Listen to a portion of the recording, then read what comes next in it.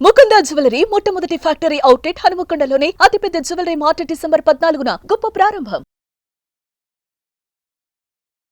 నమస్తే రమగారు. నమస్తే జీ. రమగారు, మనము ఒక వీడియో చేశామండి. మీ దినచర్య ఉదయం నుంచి రాత్రి పడుకునే వరకు మీరు ఏం చేస్తారు ఏంటనేసి. అయితే అందులో పూజ గురించి బ్రీఫ్గా చెప్పారు, పూర్తిగా మాట్లాడుకోలేదు. మరి ఈరోజు అసలు మీరు ప్రతిరోజు చేసే నిత్య పూజ ఏ విధంగా చేస్తారు, ఏం మొక్కుతారు? మొక్కులు మాకు చెప్పరేమో బహుశా. ఏం చేస్తారు రమగారు? ఎట్లా? సాధారణ పూజ చేయాలి. అవునా? అంటే నా పెళ్ళికి ముందుకి పెళ్ళికి తర్వాతకి తేడా ఉంది. మా శాఖలు వేరు. సో అమ్మ వాళ్ళ ఇంట్లో పూజా విధానం ఒక రకం. అందులో రోజు ఆడపిల్లలు ఇంట్లో ఉన్న వాళ్ళందరూ పూజించే విధానాలు అవి తెలీదు. మా అమ్మ దేవతార్చన చేసేటప్పుడు ఏవో స్తోత్రాలు వరుసగా ఆవిడ చదువుకుంటుండేవారు. అవి విని విని విని నాకు దేవతార్చన విధానం అలవాటైంది, బాగా వచ్చింది. కాకపోతే అది దానికి ప్రత్యేకంగా మడిగట్టుకోవాలి. మా పెరమాళ్ళని అందరూ ముట్టుకోరు. మా ఇంట్లో విధానం అది. ఈ అత్తవారింట్లో పూజా విధానం వేరు. అమ్మ వాళ్ళది నిలుబొట్టు, అత్తగారి వాళ్ళది అడ్డబొట్టు. ఓకే. ఈ బొట్టు తేడాతోటి పూజా విధానాల తేడాలు ఉంటాయి. తులసి పూజ అవి మా ఇంట్లో అలవాట్లేదు. మరి మా వాళ్ళల్లో ఎవరైనా చేస్తారేమో. తులసితోటి స్వామిని పూజిస్తాం కానీ తులసికి పూజ తెలియదన్నమాట. నోములు వ్రతాలు అవి ఉండవు మాకు. పుట్టింట్లో లేవన్నమాట, నోములు ఉండవు. ఈ మన పౌర్ణమి నోములని, వరలక్ష్మి వ్రతము, తర్వాత మంగళగౌరి వ్రతాలు అవి ఏం చెయ్యం మేము. ఓకే. అక్కడ ఉండవు. వాళ్ళకి ఆ సిద్ధాంతం కాదనమాట. వాళ్ళ సిద్ధాంతం వేరుగా ఉంటుంది. అయితే తర్వాత కొంచెం పెద్దవాళ్ళం అయ్యాక వినాయక చవితి ఒకటి బాగా చేసుకుంటూ ఉండేవాళ్ళం. తర్వాత వరలక్ష్మి వ్రతం పూజ చేసుకోవటం. లక్ష్మీ పూజే కదా, ఆడపిల్లలకి మంచిదని మా రంగపిన్నో మా ఆండక్కో ఎవరో వాళ్ళిద్దరిలో వాళ్ళు ప్రవేశపెట్టారు. వరలక్ష్మి వ్రతం అప్పుడు మా అమ్మ పూజ, మాకు మా దేవతార్చన అయిపోతే విడిగా మేము ఒక పీట పెట్టుకుని బంగారపు వస్తువు ఏదైనా పెట్టుకుని వరలక్ష్మి వ్రత విధానం పుస్తకం చదువుకుని పూజ చేసుకునేవాళ్ళం. అదే మాకు తెలుసు, అంతకంటే తెలియదు. అత్తవారింటికి వచ్చాక వీళ్ళ పూజా విధానం అవి కొంచెం వేరుగా ఉంటాయి. వీళ్ళకి నోములు అవి ఉన్నాయి. మూగిదానికైనా 3 నోములే అని 3 వేలు చూపించేవారు మా అమ్మగారు. ఓకే. మా వారి నాయనమ్మ, అత్తగారు లేరు కదా, సో మా వారి నాయనమ్మ ఉండేవారు, మా అమ్మగారు ఉండేవారు. 3 నోములు అని మన వరలక్ష్మి వ్రతం చేయించారు. మంగళగౌరి నోములు పట్టించారు. 5 సంవత్సరాలు చేయవలసింది. తర్వాత ఏమో పువ్వు తాంబూలం పండు తాంబూలం నోము ఒకటి నోయించారు. తర్వాత 16 ఫలాల నోము అదొకటి పట్టించారు అనమాట. వరలక్ష్మి వ్రతం ఏటా చేసుకునేది. క్రమంగా ఇది నేను నేర్చుకున్నా. అయితే ఈ మామగారు అప్పుడప్పుడు ఉంటుండేవారు కానీ రెగ్యులర్గా ఎప్పుడు నాతోటే లేరు. ఎప్పుడైనా వచ్చేవారు. ఆవిడ పూజా విధానాన్ని నాకు నేర్పించేసే ప్రయత్నం చేయలే. నేను చదువుకున్న పిల్లని, సంస్కృతం వచ్చు, పెద్దింట్లో నుంచి వచ్చాను కాబట్టి కొంత ఏదో చేసుకుంటుందిలే అన్నట్టుగా దీపం పెట్టుకోవటం ఒకటే పూజా విధానంగా ఉండేది నాకు తెలుసు అప్పట్లో, పెళ్ళైన కొత్తల్లో. ఆయన మావారు సంధ్యావందనం చేసుకోవటము, ఆయన జపం చేసుకోవటం చిన్నతనంలో వాళ్ళకి ఉపనయనాలు చేసేసారు 7-8 ఇయర్స్కే. అప్పటి నుంచి ఆయన వాళ్ళకి బాగా అలవాటు. మా మరుదులు కూడా చాలా బుద్ధిమంతులు ఆ విషయంలో. పొద్దున్నే లేచేసి సంధ్యావందనం చేసుకోవటము, సొంతంగా జపం చేసుకోవటము అది ఉండేది. ఓకే. ఈ పూజ ఏముంది, నేను దీపం పెట్టుకోవటం, 4 పువ్వులు పెట్టడం, ఏదైనా పళ్ళు నైవేద్యం పెట్టడమే చేసేదాన్ని. దీపం కూడా ఆయన ఒకసారి పెట్టేసేవారు, నేను మళ్ళీ అందులో కొంచెం నూనె వేసేదాన్ని. అలాగే చేసేదాన్ని. ఒక 3-4 సంవత్సరాల పాటు వరలక్ష్మి వ్రతం, మంగళగౌరి నోములు, ఏదైనా సత్యనారాయణ వ్రతం చేసుకుంటే అది తప్ప మొదటి 4 సంవత్సరాల పాటు నేను ఏమీ పెద్దగా శ్రద్ధగా చేసింది అయితే లేదు. ఇవన్నీ నిజాలే, ఇందులో దాచేందుకు ఏం లేదు. అయితే 4 ఏళ్ళు మా పెద్ద అబ్బాయికి ఒక ఏడాది ఇంచుమించుగా 1.5 వయసు ఉండగా మా వారికి కొంత పరిచయస్తులు, బహుశా బాబాయ్ గారి ఫ్రెండ్స్, వీరి మామయ్యకి ఫ్రెండ్స్ అనమాట. ఫ్రెండ్ ఒక ఆయన మోహన్ రావు గారు, వారి పేరు తలుచుకుంటేనే చాలా సంతోషంగా ఉంటుంది. ఆయన నాకు చెప్పారు, అమ్మ లలిత సహస్రం చదువుకోండి మీరు. నా పెళ్లి నాటికి నాకు లలితా శాస్త్రం రాదు. ఇంచుమించు నాకు ఒక 30 సంవత్సరాలు వస్తూ ఉండగాను, ఇంకా రాలేదు, 30 రాకముందే నేర్చుకున్నాను అనుకో. మా పెద్దక్కయ్య లలిత కామ్యం, అందరూ చదవకూడదు అనేది. మా ఇళ్లలో అసలు లలితా శాస్త్రం చదివే పద్ధతే లేదు. అయితే ఒకసారి చెప్పడానికి మొదలుపెట్టింది. మేము ఒక 20-15 శ్లోకాలు నేర్చుకున్నాం. మా అక్కయ్య నోటికి చెప్పేది. అక్కయ్య చదువుకోవటమే, అయితే అక్కయ్యకి చెప్పడం వచ్చు. నేను ఎట్లా చెప్తున్నా అట్లా మా పెద్దక్కయ్య చెప్పేది. నేను, మా చుందు, మా ఆఖరక్కయ్య, మా పెద్దక్కయ్య గారు అమ్మాయి, అట్లా మేము ముగ్గురు. మాకు తొందరగా వస్తాయి. సంస్కృతం ఒకటి ఉంది కదా, ఒక 18 శ్లోకాలు ఏమో 20 శ్లోకాలు చెప్పుకుని ఉంటాం అంతే, అంతకంటే చెప్పుకోలే. ఆయన లలితా శాస్త్రం చెయ్యండి అని చెప్తే ఇక అప్పుడు రోజు చదవటం నేర్చుకోవడం కోసం నేనే సొంతంగా చదువుకున్నా. అందరికంటే నాకు ప్లస్ ఏంటంటే నాకు సంస్కృతం రావటం, వాచాదోషాలు లేకుండా చదవటం వచ్చు. ఒక పదాన్ని అక్కడ ప్రింట్లో తప్పుంటే ఈ అక్షరం ఇట్లా ఉండకూడదు, ఇది కాదు అయి ఉంటుంది, పదం ఇది కాదు అని నేను సరి చేసుకోగలను. నాకు డౌట్ వస్తే మా ఐదొకే వసంత, తను పిహెచ్డి సంస్కృతంలో, తను ఫోన్ చేసి వసు ఏమిటో ఇక్కడ ఇలా ఉంది, ఈ పదం కరెక్ట్ అంటావా అని అడిగితే మా అక్కయ్య అయినా కరెక్ట్ చేసేది. 4-5 పదాలు మా అక్కయ్య కరెక్ట్ చేసింది, మిగిలినవన్నీ నేనే కరెక్ట్ చేసుకున్నాను. అట్లా లలితా సహస్రం చదవటం అలవాటైంది. రోజు చదువుకునేవారు? అప్పుడు రోజు చదివేదాన్ని, ఇప్పుడు కూడా చదువుతా. కానీ అంత అప్పుడు నేర్చుకోవడం కోసం ప్రతిరోజు పెద్ద స్వరంతో, పెద్ద గొంతుగా తన వాయిస్ పెద్దది. ఆ తర్వాత నన్ను ఖడ్గమాల వైపుకి తిరిగింది మనసు. లలిత, ఖడ్గమాల, ఈ 2 దేవి ఖడ్గమాల కూడా అవి చాలా అట్రాక్ట్ చేస్తాయి అన్నమాట. తర్వాత అంటే మా పెళ్ళైన ఒక 10-11 సంవత్సరాలకి మా మామగారు చేసేవారు రెగ్యులర్గా దసరా ఉత్సవాలు 10 రోజులు ఉత్సవాలు చేయటం మా ఇంట్లో అలవాటు ఉంది. మా వారికి ఏదో ఒక ఉత్సాహం వచ్చింది, తను చేద్దాం అనుకున్నారు. అప్పటి నుంచి మొదలుపెట్టి ఇప్పటిదాకా దసరాలు చేస్తూనే ఉన్నాం మేము. దసరా ఉత్సవాల కోసం ప్రత్యేకంగా కలశం పెట్టుకోవటము మా ఇంట్లో ఉంది. నవరాత్రులు చేస్తారు? నవరాత్రులు చేస్తాం. 10 రోజులు పగలు ఉపవాసం, రాత్రి భోజనం, 2 పూట్ల లలిత ఖడ్గమాల ఇవి చదువుకోవటం. నాకు అప్పటి నుంచి త్రిశతి చదవటం అలవాటైంది. ఓహో. లలిత సహస్రము ఖడ్గమాల కంటే కూడా త్రిశతి విపరీతంగా ఆకర్షించింది నన్ను. అది చదువుతూ ఉంటే ఎలా వస్తుందంటే ఒక పూనకం వచ్చినట్టు ఉంటుంది అనమాట.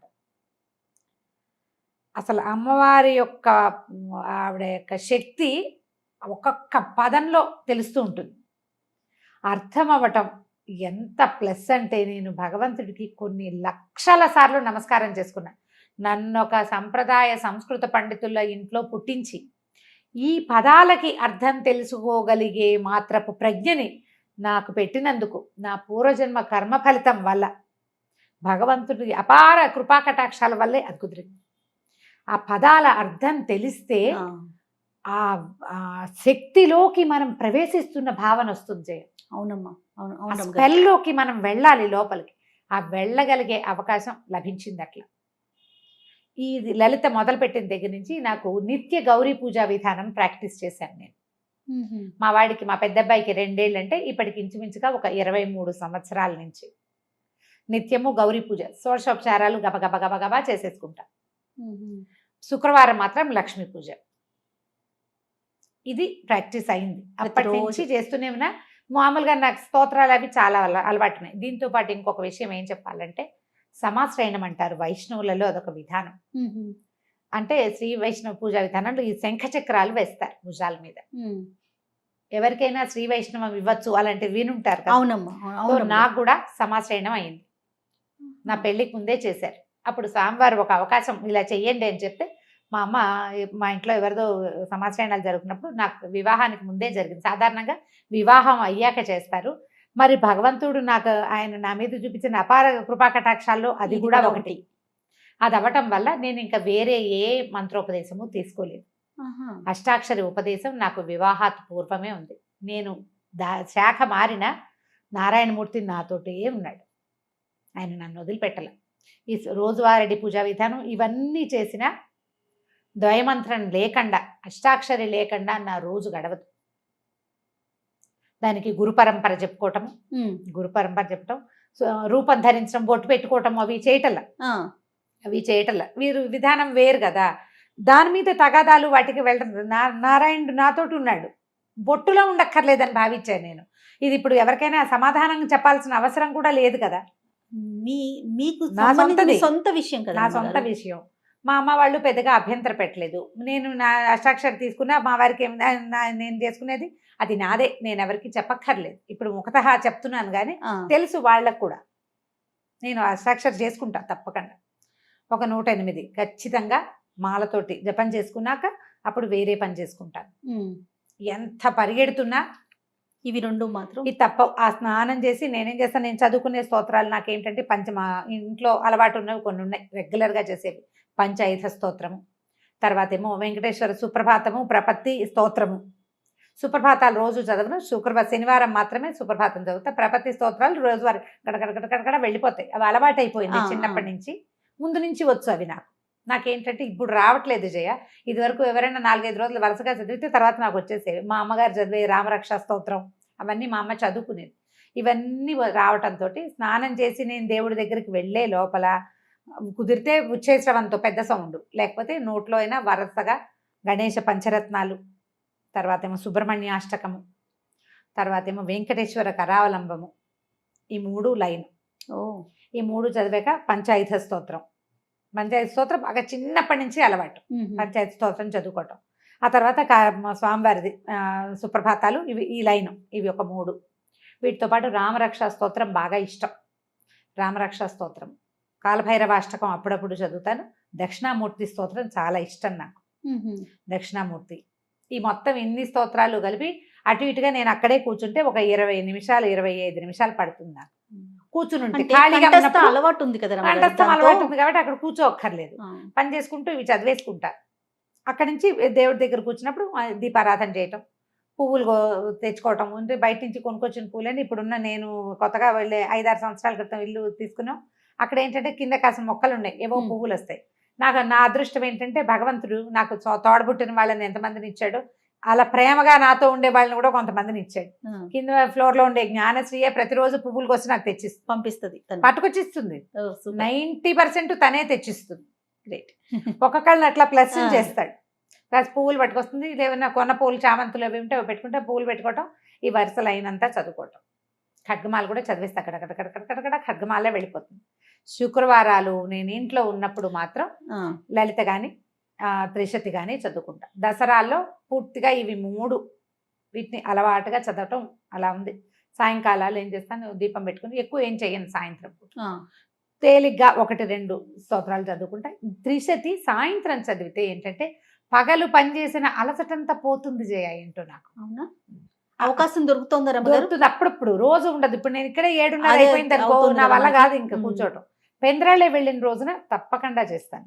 దీంట్లో వీటిలలో ఒక్కొక్క రోజు ఒక్కొక్కటి ప్లస్ చదవబుద్ధి అయితే ఆ పూట ఖాళీగా ఉన్నాను అనుకో, కాలభైరవాష్టకం, తర్వాత జగన్నాథాష్టకం చాలా ఇష్టం నాకు, పూరి జగన్నాథుడి గురించి అదొకటి చదువుతాను. మధురాష్టకం అవి ఇష్టం. కృష్ణుడికి సంబంధించిన చాలా స్తోత్రాలు. ముకుందమాల మా ఇంట్లో ఉపదేశం ఉంది, నాయనమ్మకు ఉండేది. మా నాయనమ్మ ఆవిడ ఇట్లా మంచంలో ఉన్నా కూడా గుష్యతే ఎస్సే నగరే అనుకుంటూనే ఉండేవారు. దాంతో అదొకటి బాగా ఇష్టం. నేను ముకుందమాల పాఠం కూడా చెప్పాను.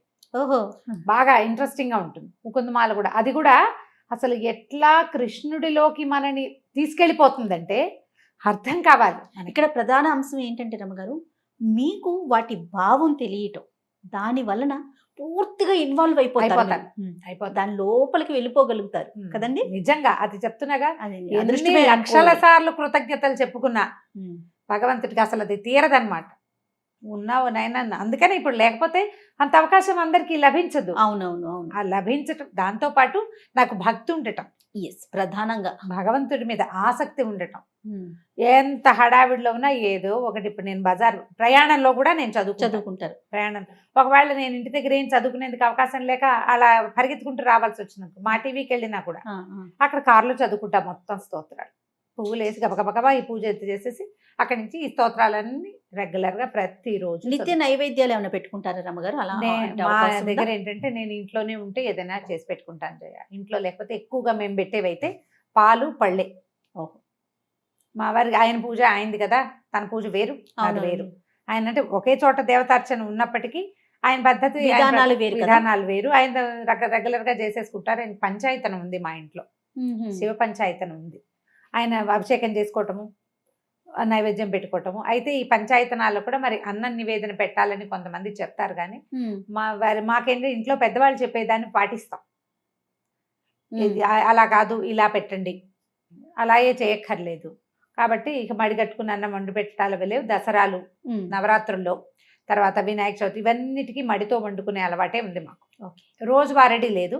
రోజు ఎక్కువగా మేము పెట్టేది పళ్ళు, పాలు, తర్వాత ఏమో పటిక బెల్లము, పంచదార, బెల్లము, ఏదైనా కొంచెం పులగం చేసుకుంటే పులగం పెడతాం, అట్లా నివేదన చేసుకుంటాం. కొబ్బరికాయలు కొట్టడము. ఇదే విధానం. ఇప్పుడు ఇందులో ప్లస్లు మైనస్లు ఇందులో ఎవరి సలహా సంప్రదింపు ఐడియాలు లేవు. పూర్తిగా మీది కదా, పూర్తిగా నాదే. భగవంతుడు నాకు ఇచ్చిన స్వాతంత్రం ఏంటంటే ఇందులో నన్ను కరెక్ట్ చేసే వాళ్ళని ఎవరిని పెట్టలా నాకు. కానీ భావాలు వేరు కదా రమ్మగారు మీది. కానీ ఇంట్లో డాక్టర్ గారిది కానీ భావాలు వేరు కదా, ఉమ్. ఎక్కడన్నా ఇబ్బంది అనిపించిందా మీకు? ఏం లేదు, అదే చెప్తున్నా కదా. అదృష్టవంతులైతే. ఆ విషయంలో అదృష్టవంతులే. మా మరుదులు చాలా ప్రేమగా ఉన్నారు నాతోటి. సొంత తమ్ముళ్ళున్నా అంత బాగా కలిసి ఉండేవాళ్ళు కాదేమో. ఓకే. వాళ్ళ ఫస్ట్ ప్రిఫరెన్స్ వదినే. ఎప్పుడు మొదటి నుంచి అప్పటి నుంచి ఇప్పటిదాకా ఇంచుమించు 30 సంవత్సరాలు అవుతుంది. నన్ను కరెక్ట్ చేయలే ఎప్పుడు. మా మామగారు కొంచెం అంటి ముట్టినట్టే ఉండేవారు. గౌరీ పంచాక్షరి తీసుకోండి అని చెప్పారు ఒకసారి. మిమ్మల్ని తీసుకోమన్నారు ఒక మంత్రం, గౌరీ పంచాక్షరి తీసుకోవచ్చు అని, బాగుంటుంది అని. మంచిది అవును, స్త్రీలకి, అది మంచిది. అది కూడా భర్త నుంచే తీసుకోవాలి, అలా ఏవో నియమాలు ఉండే. నాకు అంత బాగా తెలియదు దాని మీద. ఓకే. నాకు ఎందుకనో అంత అనిపించింది. నారాయణమూర్తిని వదిలిపెట్టాలని అనిపించల. వారితో పాటు ఇంకేది చేద్దాం. రమ్మగారు, ఇది సందర్భం కాదు కానీ నాకు ఒక ప్రశ్న అండి. ఎప్పటి నుంచో శైవ వైష్ణవ మతాలు అసలు ఎందుకు ఈ డిఫరెన్స్ వచ్చిందండి? అంటే అది తప్పు అనేది నా భావన కాదు. కొంతమంది శైవం, కొంతమంది వైష్ణవం. ఎందుకు వచ్చింది? ఇప్పుడు మీరు 2 భావాలతో ఒకే ఇంట్లో ఉంటున్నారు, అది మీరు సర్దుకుపోవటంలో వెళ్ళిపోతుంది. భగవంతుడు ఒక్కడే కదా అనే భావన ఉన్నప్పుడు ఇలాంటి చీలిక అసలు ఎక్కడి నుంచి వచ్చిందంటారు? ఇవి అంటే 2 వైదికమైనవే జయ. శివకేశవులు ఇద్దరు స్థితిలయకారకులు. అవును. అయితే ఈ స్థితికారకుడైన విష్ణువే పరమదైవతం అని భావిస్తారు వైష్ణవులు. ఆ స్వరూపం, ఆ నడిపించే ఆ కథ, ఆ క్రియ, అది ఆకర్షితుల్ని చేస్తుంది కొంతమందిని. శివుడు లయకారకుడు, ఐశ్వర్యకారకుడు, ముక్తి ప్రదాయకుడు. ఆయనే పరమదైవతం అని కొంతమంది భావిస్తారు. నీకు చూడు, ఆ పచ్చటి చెట్టు ఉంటే ఆ పచ్చటి చెట్టు మీద కొంతమందికి దృష్టి నిలుస్తుంది. దాని మీద ఒక గులాబీ రంగు పువ్వు ఉంటే గులాబీ పువ్వు మీదకి కొంతమందికి దృష్టి వెళ్తుంది. ఈ రెండిట్లలో ఏది కరెక్ట్? ఎవరి భావన వారిది కదా, వాళ్ళది. దీంట్లో ఏమైందంటే నాదే కరెక్ట్ అనేది తీవ్రత వచ్చేసింది. ఆ భావం ఎంతవరకు కరెక్ట్ అండి? కరెక్టా అంటే మనం చెప్పలేకపోతాం జయ. మనం ఇదంతా మాబ్లో ఉంటుంది, జనాలు గుంపుగా చేరినప్పుడు వాళ్ళ భావాలు ఉంటాయి. నారాయణమూర్తి ఆ స్వరూపము, ఆయన ఆ చెప్పబడుతున్నటువంటి రకరకాల క్రియలు, ఈ దశావతారాలు, ఇవి కాకుండా చెప్పబడే మొత్తం 21 రకాల అవతారాలు, అవన్నీ ఆకర్షితుల్ని చేస్తాయి కొంతమంది. పరమేశ్వరుడు, ఆయన యొక్క రుద్రమూర్తులు, ఆయన యొక్క క్రియాకలాపాలు, సదాశివుడుగా నిరంతరము శక్తితో కలిసి ప్రపంచంలోనే ఉండటము, ప్రపంచ నిర్మాణ శక్తి పరమేశ్వరుడే అవటము కొంతమందిని ఆకర్షితులు చేస్తుంది. భగవంతుడు నాకు ఇచ్చిన వరం ఏంటంటే, నాకు వీళ్ళిద్దరిలో తేడా లేదు. అది ఎంత ఆకర్షిస్తుందో ఇదంత ఆకర్షిస్తుంది నన్ను. నేను లలితలో ఎంత మిళితమైపోతానో విష్ణు సహస్రనామంలో అంత వెళ్ళిపోతాను. విష్ణు సహస్రనామము చదువుకుంటాను, అది రోజువారీ క్రియ. అంటే అంశాలు వేరైనా భావం ఒకటే కదా? ఒకటే. భగవంతుడు ఒకడే. నిన్ను ఆకర్షించే భావాలు 2 వేరు ఉంటే ఒకదాని మీద తీవ్రంగా వెళ్తాం. అందుకని అట్లా వచ్చింది. విష్ణు సహస్రనామం కూడా నా రోజువారీ కార్యక్రమాల్లో ఉంటుంది. గడగడగడ ఏముంది, 7-8 నిమిషాలు పడుతుంది. అది అలవాటు అయిపోయింది. అలవాట్లో చదువుకుంటూ ఉంటాను. ఇప్పుడు ఇది కరెక్టా కాదా, మీరు ఎలా చేస్తారు లాంటి ప్రశ్నలు ఇందులో కుదరదు. నా ఆసక్తి భగవంతుడి మీద నాకున్న విశ్వాసం అంతే. నేను ఎలాంటి స్వరూపమైనా నన్ను ఆకర్షిస్తుంది. లక్ష్మీ నరసింహస్వామి ఎక్కువ ఆకర్షిస్తాడు. మా పుట్టింట్లో ఉండటం వల్ల మాకేమో ఇలవేల్పు నరసింహస్వామి. నాకు అసలు నరసింహస్వామి విగ్రహం ఎక్కడైనా చూస్తే నాన్నను చూసినట్టు ఉంటుంది. నాకు పరిగెత్తుకుంటూ వెళ్ళిపోతాం. అక్కడ నరసింహస్వామి కనపడ్డంటే మావాడు అంతే, అలాగే అనిపిస్తుంది. మా నాన్నను చూసినట్టే ఉంటుంది. నేనే కాదు, మా ఇంట్లో ఉన్న జనమంతా నరసింహస్వామికి అట్లాగే ఆకర్షితులు అవుతారు. మా చిన్నతనం అలవాటును బట్టి అంతే. మా నాన్న కరావలంబం చదివేవారు, నృసింహ కరావలంబం. అది కూడా నాకు నోటికొచ్చు. మొత్తం మా సమూహం అందరికీ వచ్చింది. కరావలంబం కూడా అట్లాగే ఆకర్షిస్తుంది. ఇంత భక్తి ఉన్నా కూడా నేను కొంచెం ప్రాక్టికల్గా ఉండటమే నా యొక్క భగవంతుడు ఇచ్చిన వరం అనమాట. నాకు ఇన్ని చెప్తున్నారు, ఇన్ని స్తోత్రాలు చెప్తారు, ఇంత పూజా విధానం ఉంది కదా రమ్మగారు. కానీ మీరు మాట్లాడేది ప్రాక్టికల్గా ఎలా చెప్తారంటే, భక్తి ముఖ్యం, భావన ముఖ్యం. భావమే ముఖ్యం. భక్తి ఉండాలి, భావం చాలా ముఖ్యం. అది ఉన్నప్పుడే మనస్ఫూర్తిగా పూజ చేసుకోగలుగుతాం. అది 5 నిమిషాల అరగంట అనేది పక్కన పెడదాం, అవకాశాన్ని బట్టి అంతే. రైట్. చాలా బాగుంది రమ్మగారు. నమస్తే. నమస్తే.